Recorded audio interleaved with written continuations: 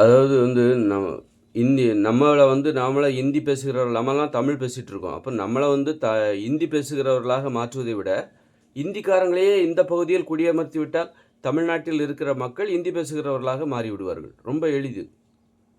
ரொம்ப எளிதாக மாத்தி விடலாம். இப்ப தமிழ்நாட்டில ஹிந்தி மொழிய பரப்பணும்ப்பா. என்ன பண்றது? இப்ப தமிழர்களிடம் ஹிந்திய கத்துக் குடுக்கணும். அப்ப அவர்கள் ஹிந்தி பேச ஆரம்பித்து விடுவார்கள். அப்படிங்கிறது உத்தரவாதம் கிடையாது. அவங்க ஹிந்தி தெரிஞ்சுக்கிட்டாலும் தமிழ்ல பேசிட்டு இருப்பாங்க. தமிழ் திரைப்படங்கள பார்ப்பாங்க, தமிழ் சீரியல பார்ப்பாங்க, தமிழ் நியூஸ் பார்ப்பாங்க. ஹிந்தி அவங்களுக்கு தெரியும். அத ஆனா பேச மாட்டாங்க. அதனால ஹிந்திய கத்துக் குடுக்கிறதுனால, ஹிந்திய திணிச்சிட முடியுமா? அப்படிங்கிறது சந்தேகம் தான். அப்போ இந்திய திணிக்கி இந்தி பேசுகிறவர்களாக தமிழ்நாட்டில் உள்ள மக்களை மாற்ற வேண்டுமென்றால், தமிழர்களுக்கு இந்தி கொடுப்பதால் பயன் குறைவு தான். அதனால என்ன பண்ணணும், தமிழ்நாட்டில் வசிக்கிற மக்களை இந்தி பேசுகிறவர்களாக மாற்ற வேண்டுமென்றால், இந்தி பேசுகிற மக்களை இந்த பரப்பில் குடியமர்த்தி விடுங்கள். அப்போ தமிழ்நாட்டில் குடியிருக்கிற மக்கள் இந்தி பேசுகிறவர்களாக ஆகிவிடுவார்கள். அதனால வந்து அவங்க வந்து குடியேறுறாங்க பாருங்க, அது இன்னும் ஆபத்தானது. நீங்க பள்ளிக்கூடத்தில ஹிந்தி கத்துக் குடுக்கிறதுனால ஒண்ணும் தமிழ் அழிந்து போறதுக்கு அதிக வாய்ப்புகள் கிடையாது. இப்போ கேரளாவிலயும் அவங்க வந்து ஹிந்தி கத்துக் குடுக்குறாங்க. அவங்க யாரும் ஹிந்தி பேசுவதில்லை. பெரும்பாலும் மலையாளம் தான் பேசுகிறாங்க. அங்கே பள்ளிகளில் ஹிந்தி கட்டாயம் கற்றுக் கொடுக்குறாங்க.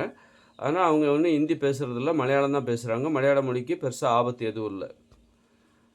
ஆனால் அதே போல் தமிழ்நாட்டில் ஹிந்தி கற்றுக் கொடுக்குறதுனால எல்லோரும் தமிழ்நாட்டில் உள்ளவங்க எல்லாரும் ஹிந்தி பேச ஆரம்பிச்சிட மாட்டாங்க. அதனால அப்போ அவங்க என்ன நோக்கம் அப்படின்னா, தமிழ் மக்களை ஹிந்தி பேசுகிறவர்களாக மாற்ற வேண்டும் அப்படிங்கிற, மலையாள மக்களை ஹிந்தி பேசுகிறவர்களாக மாற்ற வேண்டும், கர்நாடக மக்களை ஹிந்தி பேசுகிறவர்களாக மாற்ற வேண்டும் என்றால் என்ன பண்ணுறது? இப்போ என்ன பண்ணுறது? அப்போ ஹிந்தி பேசுகிற மக்களை இங்கே குடியமர்த்தி விடுங்கள், நிரந்தரமாக குடியமர்த்தி விடுங்கள். பிழைப்பிற்காக இங்கே வருவாங்க, இங்கேயே செட்டில் ஆகிடுவாங்க. ஆனால் அவங்க பிற மொழி பேச மாட்டாங்க, தமிழ் மொழி பேச மாட்டாங்க. ஏன்னா இங்கே வந்தாலே அவங்க ஏன் தமிழ் மொழி கற்றுக்க மாட்டாங்கன்னா, தமிழர்களுக்கும் அவங்களுக்கும் ஒரு உரசல் இருக்குது, ஒரு சண்டைகள் இருக்குது. அப்போ நீ என்ன உன் மொழியா என் மொழியா, நான் எதுக்கு உன் மொழியை கற்றுக்கணும், நீ எதுக்கு அப்படிங்கிற போட்டி வந்துடுது. அப்போ நான் இங்கே தான் இருப்பேன், நான் ஹிந்தி தான் பேசுவேன், ஆனால் தமிழ் கற்றுக்க மாட்டேன் அப்படிங்கிற வீம்பில் அவங்க இருப்பாங்க இங்கே இருந்துக்கிட்டே. அதனால் அவங்க தமிழ் கற்றுக்க மாட்டாங்க. நாமளும் வந்து இந்தியை நம்ம பேச மாட்டோம். ஆனால் அவங்க வந்து இங்கே வந்து உட்காந்து 10,000 பேர் உட்காருவாங்க. அந்த 10,000 பேரும் அவங்களும் அவங்க பிள்ளைகளுக்கும் இந்தியை தான் பேச கற்றுக் கொடுப்பாங்க. அவங்க இந்த 10,000 பேர் இங்கே தான் இருப்பாங்க. அடுத்தடுத்த தலைமுறைக்கு அவங்க ஹிந்தி பேசுகிறவர்களாகவே இங்கே இருப்பாங்க. அவங்க இந்த நாட்டை விட்டு போக மாட்டாங்க. தமிழ்நாட்டை பேர் தான் தமிழ்நாடாக இருக்கும், ஆனால் அவர்கள் ஹிந்தி பேசுகிறவர்களாக இருப்பார்கள். அதனால் தமிழ்நாட்டு மக்களை ஹிந்தி கற்றுக் கொடுத்து ஹிந்தி பேசுகிறவர்களாக மாற்றுவதை விட, இந்திக்காரங்களே இங்கே குடியமர்த்தி விட்டால், நிரந்தரமாக குடியமர்த்தி விட்டால், தமிழ்நாட்டில் வசிக்கிற மக்களில் ஒரு பகுதியினர் பல பகுதிகளில் ஹிந்தி பேசுகிற மக்களை பல ஆயிரக்கணக்கில் குடியமர்த்தி விட்டால், அந்த பகுதி மக்கள் அங்கே தான் நிரந்தரமாக குடியேறுவார்கள். அதே நேரத்தில் அவர்கள் ஹிந்தி தான் பேசுவார்கள். அடுத்தடுத்த தலைமுறைக்கு அந்த ஹிந்தியை கடத்திக்கிட்டே இருப்பாங்க. அவங்க எப்போவுமே தமிழ் கற்றுக்க மாட்டாங்க. இன்னும் அவங்க வந்து 10,000 வருஷம் இங்கே இருந்தாலும், 20,000 வருஷம், 1,00,000 வருஷம் இந்த மண்ணில் இருந்தாலும், அவங்க தங்களுக்கு தெரிந்த இந்தி மொழியை தான் அடுத்தடுத்த தலைமுறைக்கு கடத்திக்கிட்டே இருப்பாங்களே ஒழிய தமிழை கற்றுக்க மாட்டாங்க.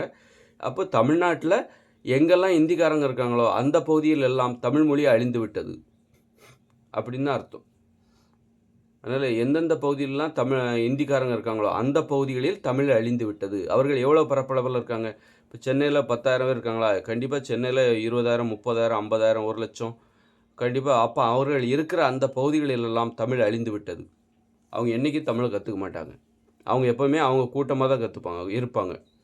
அவர்கள் இருக்கிற அந்த பகுதியிலெல்லாம் தமிழ் அழிந்து விட்டது. அதுபோல் அவங்க மதுரையில் இருக்காங்க, திருச்சியில் இருக்காங்க, கோயம்புத்தூரில் இருக்காங்க, திருப்பூரில் இருக்காங்க. அவர்கள் அந்த இடத்தில் தான் இருப்பார்கள். அவர்கள் அவங்க நாட்டுக்கு போகவே மாட்டாங்க. இனிமேல் வந்து அவர்களுக்கு தமிழ்நாடு தான் அவர்களின் பிறந்த நாடு அப்படிங்கும்போது தமிழை அவங்க கற்றுக்கவே மாட்டாங்க.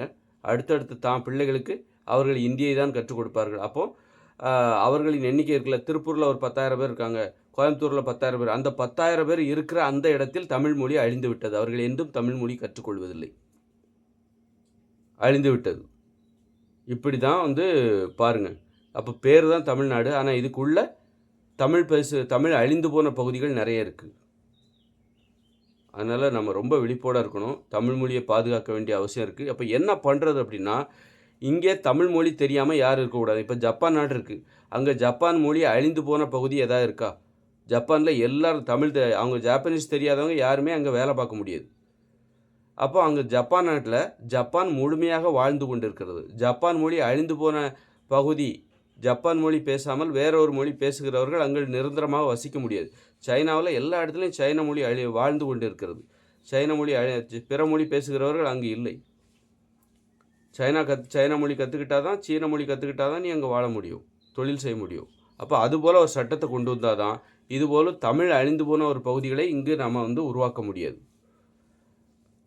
அதனால் ஒரு விழிப்போடு இருந்து மொழியை பாதுகாக்கிறதுக்கு விரைவாக ஒரு சட்டத்தை போடணும். இந்த அரசியல்வாதிகள் என்ன பண்ணுறாங்க, தமிழ் மொழியை பாதுகாக்கிறன்ற பேரில் இந்தி திணிப்புக்கு எதிராக செயல்பட்டாலே பள்ளிக்கூடங்களில் இந்தி கற்றுக் கொடுக்கவில்லை என்றால் நாங்கள் தமிழ் மொழியை பாதுகாத்து விட்டதாக அர்த்தம். பள்ளிக்கூடங்களில் நாங்கள் இந்தியை அனுமதிக்க மாட்டோம். அதுபோல் நாங்கள் அதை செய்வதன் மூலம் மட்டுமே நாங்கள் தமிழ் மொழி பாதுகாவலர்கள் நினச்சிக்கிறாங்க. பள்ளிக்கூடத்தில் இந்தி மொழி கற்றுக் கொடுக்குறதுனால ஒன்றும் தமிழ் மொழிக்கு ஆபத்து வந்துட போகிறதில்ல. ஏன்னா இந்தி கற்றுக்கிட்ட எல்லா தமிழர்களும் உடனே இந்தியில் பேச ஆரம்பிச்சிட மாட்டாங்க. மலையாள மொழி கேரளாவிலையும் இந்தி மொழி கற்றுக் கொடுக்குறாங்க. அதனால் அவங்க ஒன்றும் இந்தியில் பேசலை, மலையாளத்தில் தான் பேசிகிட்டு இருக்காங்க. அதனால் பள்ளிக்கூடங்களில் இந்தி கற்றுக் கொடுக்குறதுனால ஒன்றும் அது தேவையில்லாத விஷயம். அது நேரம் தான் வேஸ்ட் ஆகும். அப்படி கற்றுக் கொடுக்குறதுனால தமிழ் மொழிக்கு எந்த ஆபத்தும் இல்லை. ஆனால் இந்திக்காரங்களை அப்படியே இங்கே குடியமர்த்துறாங்க பாருங்கள். தமிழ் தெரியாமல் குடியமர்த்துறாங்க பாருங்கள். அதுதான் மிகப்பெரிய ஆபத்து. அவர்கள் இங்கே நிரந்தரமாக குடியேறுவார்கள். அவர்கள் எப்போவுமே தங்கள் மொழியைத்தான் பேசுவார்கள், தங்கள் மொழியைத்தான் தங்கள் பிள்ளைகளுக்கு கற்றுக் கொடுப்பார்கள், தமிழை கற்றுக் கொடுக்க மாட்டாங்க. அப்போ அந்தந்த பகுதிகளில் தமிழ் மொழி அழிந்து விட்டது, அவர்கள் இங்கு குடியேறுகிற பகுதிகளில் தமிழ் மொழி அழிந்து விட்டது என்று தான் அதற்கு அர்த்தம். அதனால் இதுதான் மிகப்பெரிய அழிப்பு, தமிழ் மொழி அழிப்பு. இதுதான் அவர்களை அப்படியே குடியமர்த்துறாங்க பாருங்கள். அப்போ நீ தமிழை கற்றுக் கொடுத்துட்டு நீ குடியேறு, தமிழ் எழுத படிக்க தெரியணும். அப்புறம் இங்கே இருக்குன்னா ஒரு 10-20 வருஷம் இருந்தால் தான் உனக்கு ஒரு நிரந்தர குடியுரிமை கிடைக்கும். தமிழ் சரளமாக எழுத படிக்க தெரியணும், உன் பிள்ளைகள் இங்கே தமிழில் தான் படிக்கணும் அப்படின்னு ஒரு சட்டத்தை போடுங்க. இந்திக்காரங்களை இந்தி மொழி அது மாதிரி நீ பொது வழியில் இந்தி பேசாத, தமிழில் தான் பேசணும். இந்தி பேசினா உனக்கு அபராதம் அல்லது தண்டனை, இல்லை உன்னை திருப்பி அனுப்பப்படுவ அப்படின்னு சட்டங்களை போட்டு தான் நீ மொழியை பாதுகாக்கணும்.